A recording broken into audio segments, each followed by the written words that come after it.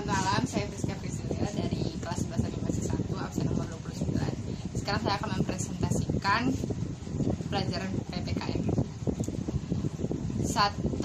Yaitu sebutkan ancaman dalam bidang ideologi dan strategi mengatasinya.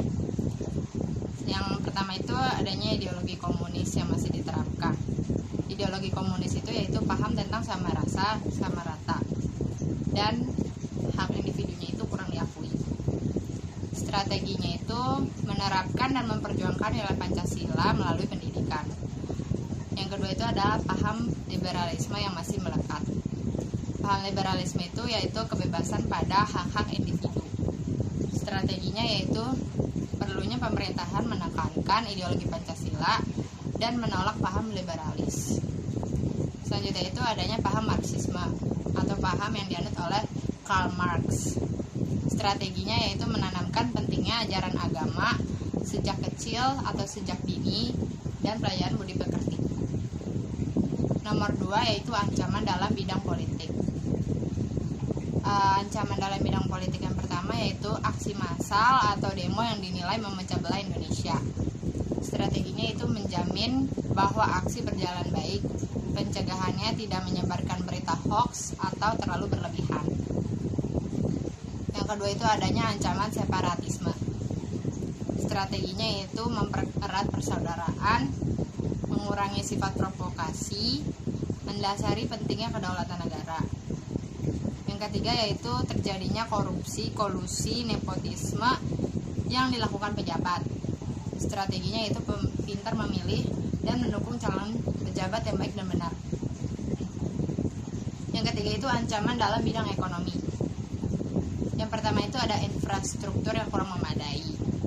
Strateginya itu adanya pembangunan secara merata dan perencanaan infrastruktur sesuai dengan daerahnya, seperti yang Pak Jokowi lakukan pada masa pemerintahannya sekarang ini.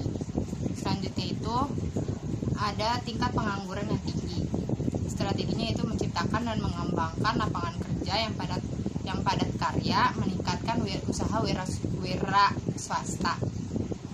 Selanjutnya itu ada terjadinya inflasi yang berketerusan. Strateginya penurunan nilai mata uang dan meningkatkan tingkat produksi. Selanjutnya itu ada nomor 4, ancaman dalam bidang sosial budaya. Yang pertama itu ada tingkat kemiskinan yang tinggi.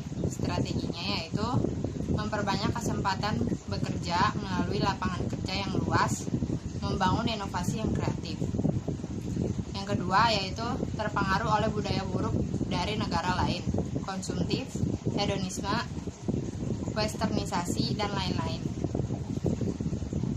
Strateginya itu lebih menonjolkan budaya Indonesia supaya bisa menarik di mata Indonesia dan hindari